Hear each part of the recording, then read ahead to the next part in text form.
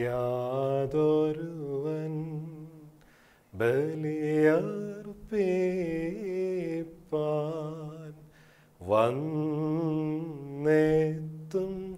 നേരം തൻ സോദര വൈരമതോർത്താൽ യാഗത്തിനു മുൻപേ അവനോടു നീ നിരപ്പാകേണം. പിന്നീട് അർപ്പിക്കൂ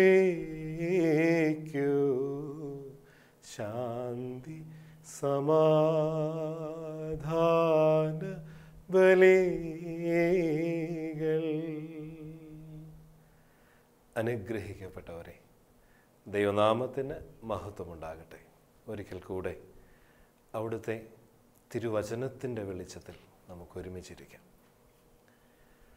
നാം ഏറെ ശ്രദ്ധിച്ചിട്ടുള്ള പരിചിതമായ ഒരു വേദസന്ദർഭം ഇന്ന് ദൈവത്തിൻ്റെ പരിശുദ്ധാത്മാവിൻ്റെ കരം പിടിച്ച് നമുക്ക് ആ സന്ദർഭത്തിൽ കൂടെ ഒന്ന് സഞ്ചരിക്കാം. വിശുദ്ധ ലൂക്കോസ് എഴുതിയ സുവിശേഷം 6-ാം അധ്യായം 27-28 തിരുവചനങ്ങൾ. എന്നെ കേൾക്കുന്നവരായ നിങ്ങളോട് ഞാൻ പറയുന്നു, നിങ്ങളുടെ ശത്രുക്കളെ സ്നേഹിക്കണം, നിങ്ങളെ ദ്വേഷിക്കുന്നവന് നിങ്ങൾ നന്മ ചെയ്യണം, നിങ്ങളെ ശപിക്കുന്നവരെ നിങ്ങൾ അനുഗ്രഹിക്കണം, നിങ്ങളെ ബലമായി കൊണ്ടുപോകുന്നവർക്ക് വേണ്ടി പ്രാർത്ഥിക്കണം. കേൾക്കുമ്പോൾ തന്നെ നമുക്ക് തോന്നുമല്ലേ, പിള്ളേരൊക്കെ പരസ്പരം പറയുന്ന പോലെ അങ്ങ് പള്ളിയിൽ പോയി പറഞ്ഞാൽ മതി എന്ന് നമുക്ക് തോന്നുന്ന ഒരു വേദ സന്ദർഭമാണ്. പ്രായോഗികമായിട്ട് വളരെ ബുദ്ധിമുട്ടാണ് എന്ന് പലപ്പോഴും നമുക്ക് തോന്നിപ്പോകുന്ന കാര്യങ്ങളാണ്.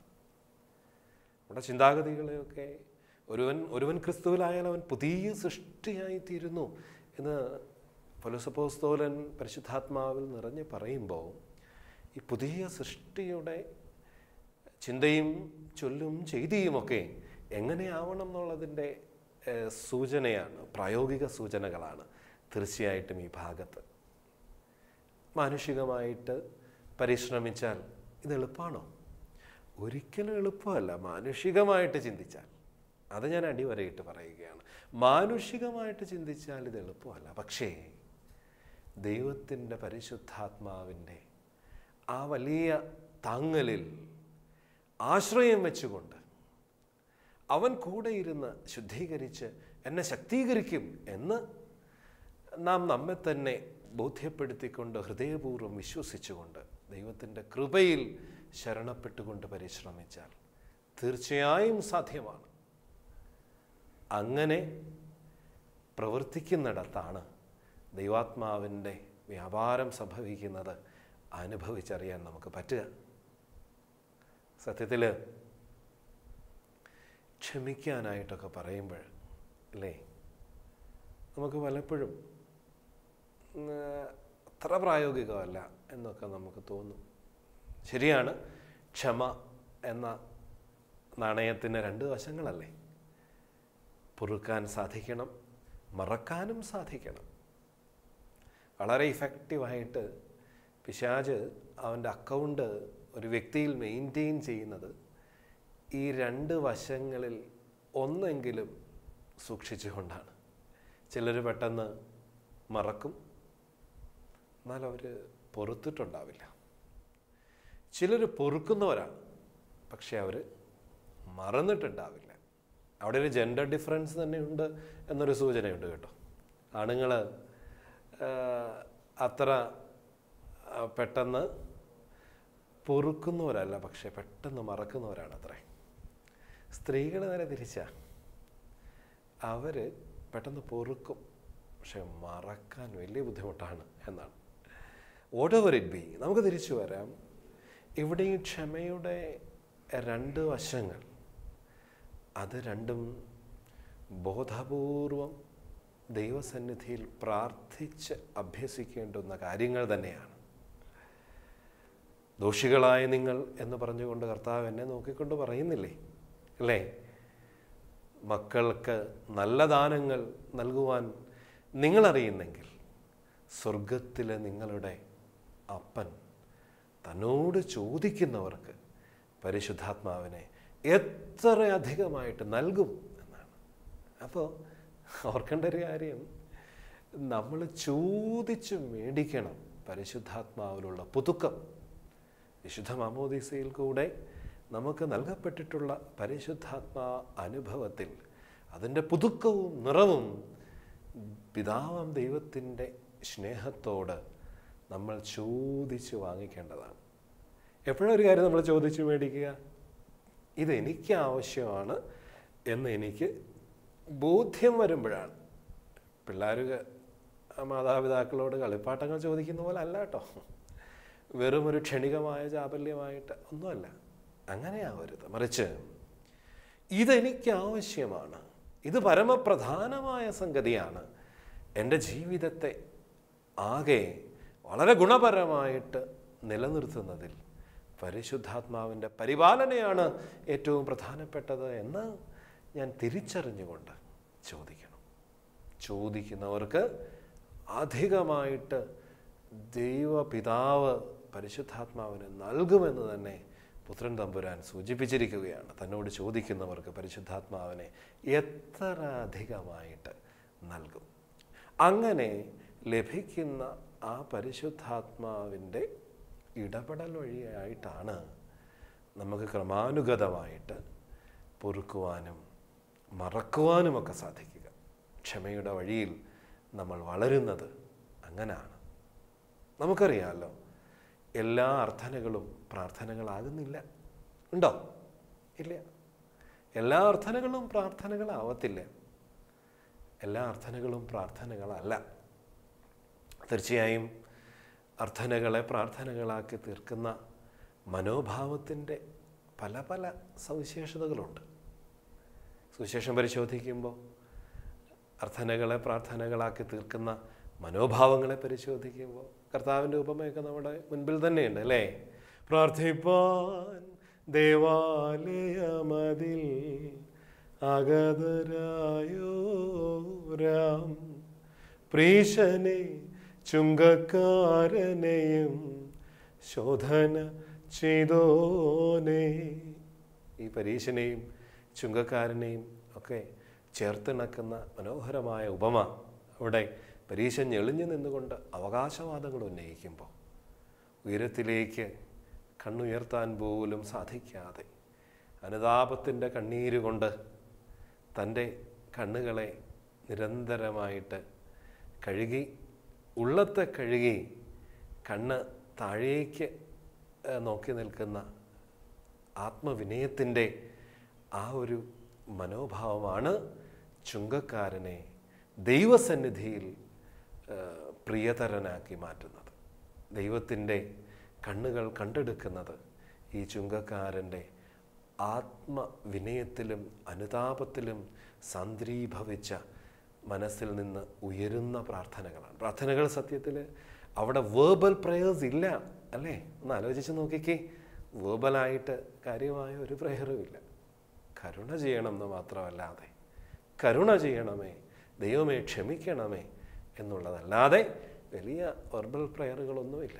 എന്നാൽ പരീശൻ്റെ ഒരുപാട് അവകാശവാദങ്ങളാണ്. ഞാൻ അത് ചെയ്തിട്ടുണ്ട്, ഇത് ചെയ്തിട്ടുണ്ട്, അതുകൊണ്ട് തന്നെ ഞാനിതിന് അർഹതയുള്ളവനാണ് തുടങ്ങിയ ഒരു ടോണിലാണ് കാര്യങ്ങൾ നീങ്ങുന്നത്. അതുകൊണ്ട് ആ അർത്ഥനയൊന്നും പ്രാർത്ഥനയാവുന്നില്ല എന്ന് നമുക്കറിയാം. പക്ഷേ നമ്മളൊന്ന് ശ്രദ്ധിച്ചേ, കുരിശിൻ്റെ നെറുകയിലേക്ക് ഒരു പക്ഷേ കർത്താവിൻ്റെ ചില അവസാന ആഗ്രഹം എന്നൊക്കെ തോന്നാവുന്ന, സൂചിപ്പിക്കാവുന്ന കാര്യങ്ങൾ പ്രാർത്ഥന പോലെയല്ലേ കർത്താവിൻ്റെ ചുണ്ടത്ത് നിന്ന് കുരിശിൻ്റെ വേദനയുടെ മധ്യത്തിൽ അടർന്നു വീഴുന്നത്? പിതാവേ, ഇവർ ചെയ്യുന്നത് എന്ത് എന്നിവർക്കറിയായികയാൽ ഇവരോട് ക്ഷമിക്കണമേ. അപ്പോൾ ഈ കർത്താവാണ് നമ്മളോട് പറഞ്ഞത്, കുരിശിൻ്റെ നെറുകയിൽ തൻ്റെ അതിതീക്ഷ്ണമായ വേദനയുടെ മധ്യത്തിലും ഇങ്ങനെ പ്രാർത്ഥിച്ച കർത്താവ് ഇങ്ങനെ പ്രാർത്ഥിക്കുന്നതിന് മുൻപ് തന്നെ നമ്മളോട് പറഞ്ഞു തന്നിരിക്കുകയാണ്, നിങ്ങൾ ശത്രുക്കളെ അനുഗ്രഹിക്കണം, ബലമായി നിങ്ങളെ പിടിച്ചുകൊണ്ട് പോകുന്നവർക്ക് വേണ്ടി നിങ്ങൾ പ്രാർത്ഥിക്കണം. സത്യത്തിൽ കുരിശിൻ്റെ നെറുകയിൽ ഉയരുന്ന ഈ പ്രാർത്ഥന നമ്മുടെ എല്ലാ അർത്ഥനകളും പ്രാർത്ഥനകളാകുന്നില്ല. ഒപ്പം അർത്ഥനയെ പ്രാർത്ഥനയാക്കുന്ന സവിശേഷമായ ആ മനോഭാവത്തെപ്പറ്റി നമുക്ക് വളരെ വ്യക്തമായിട്ട് പറഞ്ഞു തരികയാണ്. ഏതാണ് സത്യത്തിൽ ആ മനോഭാവത്തിൻ്റെ സവിശേഷത? നമ്മൾ ആദ്യം അനുതാപവും ആത്മവിനയവുമാണ് കണ്ടത് എങ്കിൽ കുരിശിൻ്റെ നെറുകയിലെ അർത്ഥനയെ പ്രാർത്ഥനയാക്കി തീർക്കുന്നത് സ്വർഗത്തിലെ അപ്പനെ വിളിച്ചുകൊണ്ട് നടത്തുന്ന ഒരു അർത്ഥന മാത്രമാണ് എന്നുള്ളത് കൊണ്ട് മാത്രമല്ല. പിന്നെന്താണ്? തന്നെ ഉപദ്രവിക്കുന്നവർക്ക് വേണ്ടി, തൻ്റെ നേരെ ചാട്ടവാറ് ഉയർത്തി വീശുന്നവർക്ക് വേണ്ടി, തൻ്റെ നേരെ കർക്കിച്ചു തുപ്പാനായിട്ട് കവിളൊരുക്കുന്നവർക്ക് വേണ്ടി. ഒന്ന് നോക്കിക്കേ, അവർക്ക് വേണ്ടിയല്ലേ പ്രാർത്ഥിക്കുന്നത്? പക്ഷേ അതിൻ്റെ പ്രഥമമായ പടി എന്ന് പറയുന്നത് കർത്താവ് അവരോട് ക്ഷമിച്ചു എന്നുള്ളതല്ലേ? അതെ, നമുക്കൊരു വ്യക്തിക്ക് വേണ്ടി പ്രാർത്ഥിക്കാൻ സാധിക്കണമെങ്കിൽ ആ വ്യക്തിയും നമ്മളും തമ്മിൽ ക്ഷമയ്ക്ക് വിരുദ്ധമായ കാര്യങ്ങൾ നിലനിൽക്കുന്ന അവസ്ഥയിൽ ഒരിക്കലും നമുക്ക് പ്രാർത്ഥിക്കാൻ പറ്റില്ല. അതുകൊണ്ടാണ് പുരോഹിതൻ വിശ്വാസിയോട് ശുഭ്കോനോ ചോദിക്കുന്നത്, അല്ലേ? ശ്രദ്ധിച്ചിട്ടുണ്ട്. തീർച്ചയായും പുരോഹിതൻ കുർബാന അർപ്പിക്കുന്നതിന് വേണ്ടിയിട്ട് തുയോബോ അഥവാ ഒരുക്ക ശുശ്രൂഷയ്ക്ക് വേണ്ടി മദ്ബഹായിലേക്ക് കയറുന്നതിന് മുൻപ് അതിൻ്റെ പ്രഥമപടി ആ മദ്ബഹ നടയിൽ നിന്നുകൊണ്ട് വിശ്വാസികളോട് ശുഭ്കോനോ ചോദിക്കുകയാണ്, നിങ്ങൾ എനിക്ക് വേണ്ടി പ്രാർത്ഥിപ്പിൻ എന്നാണ്. പ്രാർത്ഥന ചോദിക്കുന്നു എന്ന് പറഞ്ഞാൽ പ്രാർത്ഥന ചോദിക്കുന്ന വ്യക്തിക്ക് ആരോട് പ്രാർത്ഥന ചോദിക്കുന്നുവോ ആ വ്യക്തിയോടൊരു വിദ്വേഷം കിടക്കാൻ പാടില്ല. അതാണ്. അപ്പോൾ അങ്ങനെയുള്ള ഒരു വിദ്വേഷം കിടക്കെ ഒരു വ്യക്തിക്ക് വേണ്ടി പ്രാർത്ഥിക്കാൻ പറ്റില്ല, പ്രാർത്ഥന ചോദിക്കാനും പറ്റില്ല, പ്രാർത്ഥിക്കണമേ എന്ന് പറയാൻ പറ്റില്ല. പുരോഹിതൻ വീണ്ടും വിശുദ്ധ ബലിയർപ്പണത്തിൻ്റെ മർമ്മപ്രധാനമായ ഭാഗത്തേക്ക് പ്രവേശിക്കുന്നതിന് മുൻപ് വീണ്ടും ചോദിക്കും ശുഭ്കോനോ, അല്ലേ? പിന്നെ നമ്മൾ എപ്പോഴാണ് കേൾക്കുക? അത് അനുരഞ്ജനം ചോദിച്ചുകൊണ്ട് നിങ്ങൾ എനിക്ക് വേണ്ടി പ്രാർത്ഥിക്കണം എന്ന് പറയുന്നത് എപ്പോഴാണ്? കുർബാന എഴുന്നള്ളിക്കുന്നതിന് മുൻപായിട്ട്, അല്ലേ? കസായും പിലാസായും എടുത്ത് പടിഞ്ഞാറേക്ക് വരുന്നതിന് മുൻപ് എന്ന് പറയാം. അതിനേക്കാളുപരിയായിട്ട് പട്ടക്കാരൻ വിശുദ്ധ കുർബാന അനുഭവിക്കാൻ പോകുന്നതിന് തൊട്ട് മുൻപാണ് ഒരിക്കൽ കൂടെ വിശ്വാസികളോട് തനിക്ക് വേണ്ടി പ്രാർത്ഥിക്കണമേ എന്ന് അപേക്ഷിക്കുന്നത്. ഇതൊക്കെ ദൈവത്തിൻ്റെ പരിശുദ്ധാത്മാവിൻ്റെ ക്രമീകരണങ്ങളാണ് എന്ന് നമ്മൾ മറന്നു പോകരുത്. അവസാനം ബലിയർപ്പണം അവസാനിപ്പിക്കുന്നതും നിങ്ങൾ ഞങ്ങൾക്കെല്ലാവർക്കും വേണ്ടി പ്രാർത്ഥിക്കുകയും ചെയ്യുവിൻ എന്നാണ്. അപ്പോൾ ഇവിടെയൊക്കെ ഈ പ്രാർത്ഥിക്കണമെന്ന് അപേക്ഷിക്കുകയും ആവശ്യപ്പെടുകയും ഒക്കെ ചെയ്യുമ്പോൾ ഈ വിനിമയം നടക്കുന്നവർ തമ്മിൽ ഒരു തരത്തിലുള്ള വിദ്വേഷത്തിൻ്റെ അലകളും കിടക്കുവാൻ പാടില്ല. അതാണ്. ക്ഷമിക്കാതെ പ്രാർത്ഥിക്കാൻ സാധിക്കില്ല. കർത്താവ് തന്നെ ഉപദ്രവിക്കുന്നവരോട് പൂർണ്ണമായിട്ട് ക്ഷമിച്ചു. അതുകൊണ്ടാണ് കുരിശിലെ വേദനയുടെ മധ്യത്തിലും അവിടുന്ന് ഇപ്രകാരം അവർക്ക് വേണ്ടി പ്രാർത്ഥിക്കാൻ, പിതാവേ ഇവരോട് ക്ഷമിക്കണമേ എന്ന് അവരെ സമർപ്പിച്ച് പ്രാർത്ഥിക്കാൻ, ഇവർ ചെയ്യുന്നത് എന്തെന്ന് ഇവർക്കറിയായികയാൽ ഇവരോട് ക്ഷമിക്കണമേ എന്ന് പ്രാർത്ഥിക്കാൻ സാധിക്കുന്നത്. സഹോദരങ്ങളെ, അപ്പോൾ അനുതാപവും ആത്മവിനയവും മനസ്സിനെ പ്രാർത്ഥനയ്ക്ക് ഒരുക്കുന്നെങ്കിൽ അതേ പ്രാധാന്യത്തോടുകൂടെ മനസ്സിനെ പ്രാർത്ഥനയ്ക്കായിട്ടൊരുക്കുന്ന ആറ്റിറ്റ്യൂഡിനലായിട്ടുള്ള മനോഭാവപരമായ സവിശേഷതയാണ് ക്ഷമിച്ചു എന്നുള്ള മനോഭാവവും ക്ഷമ ചോദിക്കാനുള്ള ഒരു സന്നദ്ധതയും. അതുകൊണ്ടാണ് നമുക്ക് തന്നെ അറിയാമല്ലോ, വിശുദ്ധ കുർബാനയിൽ യാചിക്കേണ്ടും സമയമിതാ, മോചിക്കും നാഴിക ഇതുതാൻ, അല്ലേ? ആ ഒരു ഗീതം, ആ ഗീതത്തിലെ അവസാനത്തെ 2 ചരണങ്ങൾ മാത്രമേ പ്രാർത്ഥനകളുള്ളൂ. അതാണ് ബലിയിൽ സംബന്ധിക്കുന്ന, വിശുദ്ധ കുർബാനയിൽ സംബന്ധിക്കുന്ന എല്ലാവരും ചേർന്ന് ചൊല്ലേണ്ട അവസാനത്തെ 2 ചരണങ്ങൾ മാത്രമാണ്. ബാക്കിയുള്ളതൊക്കെ ആ സമയത്തിൻ്റെ പ്രാധാന്യം എന്തെന്ന് മദ്ബഹായിൽ നിന്ന് ശുശ്രൂഷകൻ ആഹ്വാനം നൽകുകയാണ്. ഇത് യാചിക്കേണ്ടുന്ന സമയമാണ്, ഇതാണിതാ മോചിച്ചു കിട്ടുന്ന സമയം. അപ്പോൾ പട്ടക്കാരൻ മുട്ടിന്മേൽ നിന്ന് ദൈവതിരുസന്നിധിയിൽ ജാഗരിക്കുന്ന സമയം. വിശ്വാസികളെല്ലാവരും എന്താ ചെയ്യേണ്ടത്?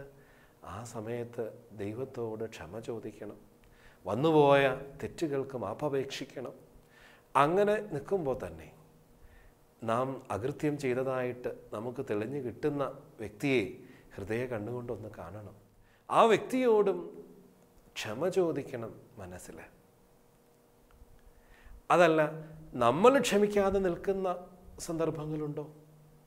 അങ്ങനെ ഉണ്ടെങ്കിൽ ആ സന്ദർഭത്തോട്, ആ വ്യക്തികളോട് പൂർണ്ണമായും ഞാനിതാ ദൈവസന്നിധിയിൽ നിന്നോട് ക്ഷമിക്കുന്നു എന്ന് പറഞ്ഞ് നമ്മളത് ഹൃദയം കൊണ്ട് ഏറ്റു പറയുമ്പോഴുണ്ടല്ലോ വലിയ വ്യത്യാസം സംഭവിക്കുക. അപ്പോൾ അങ്ങനെ മനസ്സൊരുങ്ങിയ വ്യക്തികൾക്കാണ് അവസാനത്തിൽ പ്രാർത്ഥിക്കാൻ പറ്റുന്നത്. എങ്ങനെ? നാഥ കൃപ ചെയ്തിടണമേ, നാഥ കൃപ ചെയ്യുക കനിവാൽ, അല്ലേ?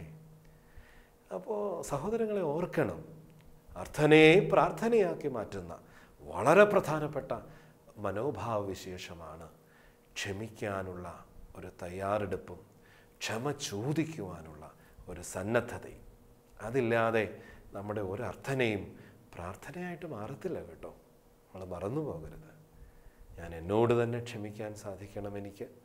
ഒപ്പം ഞാൻ ഇടപെടുന്നവരോട് ക്ഷമിക്കാൻ സാധിക്കണം.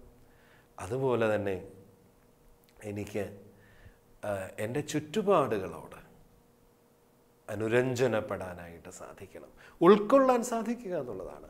ദൈവകരങ്ങളിൽ നിന്ന് അവരെ സ്വീകരിക്കാൻ സാധിക്കുക. ഒരു വളരെ കയ്പുള്ള ഒരു അനുഭവത്തെ ദൈവത്തിൻ്റെ കരത്തിൽ നിന്ന് സ്വീകരിക്കാൻ സാധിക്കുക. അപ്പോൾ ദൈവത്തോട് തന്നെ അപ്പോൾ പലപ്പോഴും നമ്മൾ പിറുപിറുക്കുന്നത് ആ മാർത്തയെ പോലെ പിറുപിറുപ്പൊക്കെ ചൂണ്ടുവിരൽ ചൂണ്ടി നിൽക്കുന്നത് ദൈവത്തോടായിരിക്കും. യേശുവിനെ ചൂണ്ടിക്കൊണ്ട്, കർത്താവേ നിനക്ക് വിചാരമില്ലയോ എന്നാണ് മാർത്ത പറയുന്നത്. അവളിങ്ങനെ ഇവിടെ വന്നിരിക്കുന്നതിൽ നിനക്ക് വിചാരമില്ലയോ? അപ്പോൾ പലപ്പോഴും നമ്മുടെ പെറുപെറുപ്പും മുറുമുറുപ്പും ഒക്കെ നമ്മളെ സൃഷ്ടിച്ച ദൈവത്തോട് തന്നെയാണ്. അപ്പോൾ അനുരഞ്ജനം 4 തലങ്ങളിൽ: ദൈവത്തോട് അനുരഞ്ജനപ്പെടുക, സമസൃഷ്ടങ്ങളോട് അനുരഞ്ജനപ്പെടുക, എന്നോട് തന്നെ അനുരഞ്ജനപ്പെടുക, എൻ്റെ ചുറ്റുപാടുകളോട് പൊരുത്തപ്പെടുക. ഹൃദയപൂർവ്വം നമ്മൾ ദൈവത്തോട് ചേർന്ന് നിന്ന് അവയെ ഉൾക്കൊള്ളുവാൻ സാധിക്കുക എന്നുള്ളതാണ്. ഓരോ വിശുദ്ധൻ്റെയും ശുദ്ധിമതിയുടെയും ജീവിതം എടുക്കുമ്പോൾ അവരൊരു വിട്ടുവീഴ്ചയ്ക്ക് തയ്യാറാവുകയല്ലായിരുന്നു. മറിച്ച് അക്ഷോഭ്യരായി നിന്നുകൊണ്ട് അവർ യേശുക്രിസ്തുവിൻ്റെ നാമത്തിൽ അവരുടെ സാക്ഷ്യം നിവർത്തിക്കുകയായിരുന്നു. ഞാനിന്നെന്താ ചെയ്തുകൊണ്ടിരിക്കുന്നത്? ഞാൻ വലിയ വിട്ടുവീഴ്ചകൾക്കാണ്, കോംപ്രമൈസുകളാണ് ഞാൻ ഇതിനകത്ത് വേണ്ടെന്ന് വയ്ക്കുന്നത്. പലപ്പോഴും ദൈവകൽപ്പനയായിരിക്കും. മനുഷ്യൻ്റെ മുഖത്ത് എന്നോടുള്ള ആ ഒരു ആദരവ് നിലനിർത്താൻ, എൻ്റെ ഇമേജ് പാലിക്കാനൊക്കെ ഞാൻ എന്തെല്ലാം തത്രപ്പാടുകളാണ് ചെയ്തുകൊണ്ടിരിക്കുന്നത്. പക്ഷേ ഓർക്കണം, വിശുദ്ധന്മാരുടെ ജീവിതങ്ങളൊക്കെ നമുക്ക് മുൻപിൽ വെളിപ്പെടുത്തി തരുന്ന വലിയ സത്യം, അവർ കോംപ്രമൈസ് ചെയ്യുന്നത് ദൈവ ഇഷ്ടത്തോടല്ല, ദൈവകൽപ്പനയോടല്ല, മറിച്ച് ദൈവകൽപ്പനകളെ മുറുകെ പിടിച്ചുകൊണ്ട് ദൈവ ഇഷ്ടത്തിന് പൂർണ്ണമായിട്ട് വിധേയപ്പെടുമ്പോൾ സത്യത്തിൽ അതിൽ കൂടെ തങ്ങൾക്കുണ്ടാകാവുന്ന എല്ലാ നഷ്ടങ്ങളെയും, തങ്ങൾക്കുണ്ടാകുന്ന എല്ലാ തരത്തിലുമുള്ള വേദനകളെയും ഹൃദയപൂർവ്വം സ്വീകരിക്കാൻ, അനന്തരഫലങ്ങളെ നെഞ്ചോട് ചേർത്ത് പിടിച്ച് യേശുക്രിസ്തുവിനോടൊപ്പം നിൽക്കാനാണ് അവരെന്നും പണിപ്പെട്ടത്. അവർക്ക് ക്ഷമിക്കാൻ പറ്റി ചുറ്റുപാടുകളോട്, ആ ചുറ്റുപാടുകൾക്ക് വേണ്ടി പ്രാർത്ഥിക്കാൻ അവർക്ക് പറ്റി. കുരിശിൽ യേശു കാണിച്ചു കൊടുത്ത വലിയ മാതൃകയെ പിന്തുടരുവാനായിട്ട് അവർക്ക് സാധിച്ചു. സഹോദരങ്ങളെ, നമ്മുടെ അർത്ഥനകളും പ്രാർത്ഥനകളായി മാറണ്ടേ? നമുക്കും ഒന്ന് ക്ഷമിക്കാൻ തയ്യാറാവാം. നമുക്കും ഒന്ന് ക്ഷമ ചോദിക്കാനുള്ള മാനസിക ഭാവത്തിലേക്ക് പരിശുദ്ധാത്മാവിൻ്റെ കരം പിടിച്ചുകൊണ്ട് ഒന്ന് ഉയരാൻ ശ്രമിക്കാം. ആ ഒരു ഹൃദയപൂർവമായ പരിശ്രമമാണ് സത്യത്തിൽ നമ്മെ ക്രൈസ്തവരാക്കി മാറ്റുന്നത് എന്നുള്ളത് നമുക്ക് മറന്നു പോകാതിരിക്കാം. ഞാൻ പൊരുത്തപ്പെടാതെ, ക്ഷമിക്കാൻ തയ്യാറാവാതെ, ക്ഷമ ചോദിക്കാൻ മനസ്സ് കാട്ടാതെ നിൽക്കുമ്പോൾ ഞാൻ മറ്റൊരു വ്യക്തിയുടെ തോളത്തേക്ക് ഒരു നുകം വെച്ചിട്ടുണ്ട് എന്നുള്ളത് മാത്രമല്ല, ഞാൻ പോലും അറിയാതെ അതിനേക്കാൾ വലിയ ഒരു ഭാരം ഞാൻ എൻ്റെ തോളത്ത് ഞാൻ വെച്ചിട്ടുണ്ട് എന്ന് മറക്കരുത്.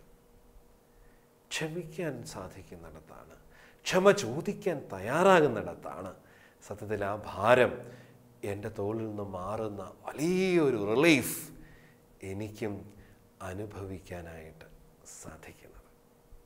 അപ്പോൾ ക്ഷമിച്ചുകൊണ്ടുള്ള പ്രാർത്ഥനകളായിട്ട് മാറും. നമ്മളതുവരെ പൊരുത്തപ്പെടാതെ നിൽക്കുന്ന ചില വ്യക്തികളോട് ഇനിയും നമുക്ക് നിറഞ്ഞു ചിരിക്കാൻ സാധിക്കട്ടെ. ആ ചിരി അവർ ആദ്യം സ്വീകരിച്ചൊന്നും വരത്തില്ല കേട്ടോ. പക്ഷേ അതിനെപ്പറ്റി നമുക്കൊരു ഭാരവും വേണ്ട. നമുക്ക് കൊടുക്കാൻ സാധിക്കുന്നത് ഹൃദയത്തിൽ നിന്ന് ഉയർന്ന് ചുണ്ടുകളിലേക്ക് പടരുന്ന മനോഹരമായ ഒരു പുഞ്ചിരിയാണ്. സത്യത്തിലൊന്ന് ആലോചിച്ചേ, വേറെ ഒരു മൃഗത്തിന് പോലും പറ്റുമോ ചിരിക്കാൻ? മനുഷ്യന് മാത്രമല്ലേ പറ്റുള്ളൂ. നമുക്ക് നമ്മുടെ ചിരിയെ ആദ്യം വീണ്ടെടുക്കാം. നമുക്ക് കളഞ്ഞുപോയ, ബാക്കിയുള്ളവരെ സംബന്ധിച്ച് അവർക്ക് കളഞ്ഞുപോയ, അവർക്ക് നഷ്ടപ്പെട്ട ചിരികളെ വീണ്ടെടുത്തു കൊടുക്കാൻ സാധിക്കണമെങ്കിൽ നമ്മൾ നമ്മുടെ ഹൃദയത്തിൽ നിന്ന് ആരംഭിച്ച് ചുണ്ടിലേക്ക് പടരുന്ന ഒരു പുഞ്ചിരി ദൈവത്തിൻ്റെ വലിയ സമ്മാനമാണ്. മറ്റുള്ളവർക്ക് നമുക്കത് നൽകാൻ സാധിക്കുമ്പോൾ, ഹൃദയപൂർവ്വം നൽകാൻ സാധിക്കുമ്പോൾ, അപ്പോൾ ആ ഒരു കൃപയിലേക്ക് ദൈവത്തിൻ്റെ പരിശുദ്ധാത്മാവ് നമ്മളെ നയിക്കട്ടെ. ക്ഷമിച്ചുള്ള അർത്ഥനകളൊക്കെ പ്രാർത്ഥനകളായി മാറുകയാണ് എന്ന് നമുക്കും മറക്കാതിരിക്കാം. തിരുസന്നിധിയിൽ നമുക്ക് കണ്ണുകളെ അടയ്ക്കാം, കരങ്ങളെ കൂപ്പാം. പ്രാർത്ഥനയ്ക്കുത്തരം നൽകുന്നോനേ, നിന്റെ സന്നിധിയിൽ ഞാൻ വരുന്നേ. സ്വർഗീയ അനുഗ്രഹ ഭണ്ഡാരത്തിൻ വാതിൽ തുറക്കണമേ. സ്വർഗീയ അനുഗ്രഹത്തിൻ്റെ, സ്വർഗീയമായ ഭണ്ഡാരത്തിൻ്റെ വാതിലുകൾ കൊട്ടിയടയ്ക്കപ്പെട്ടതായിട്ട് നമുക്ക് തോന്നുന്നെങ്കിൽ, നാം ഇനിയും പല പ്രാർത്ഥനകൾക്കും ഉത്തരം കിട്ടാതെ നമ്മൾ വലയുന്നെങ്കിൽ ഓർക്കണം, നാമായിട്ടാണ് അതിനെ തടസ്സപ്പെടുത്തുന്നത്. നമുക്കിനിയും ഹൃദയപൂർവ്വം ക്ഷമിക്കുവാനോ മനസ്സ് തുറന്ന് ക്ഷമ ചോദിക്കുവാനോ സാധിച്ചിട്ടില്ല എന്നത് തന്നെയാവാം അതിൻ്റെ സംഗതി. അപ്പോൾ ആ കാരണത്തെയും മറികടക്കുവാനുള്ള കൃപയാണ് നമുക്കിന്ന് വേണ്ടത്. തിരുസന്നിധിയിൽ നമുക്ക് അപേക്ഷിക്കാം. സ്വർഗീയാനുഗ്രഹ ഭണ്ഡാരത്തിൻ വാതിൽ തുറക്കണമേ. കേൾക്കണേ എൻ പ്രാർത്ഥന, നൽകണേ എൻ യാചന. ആമേൻ.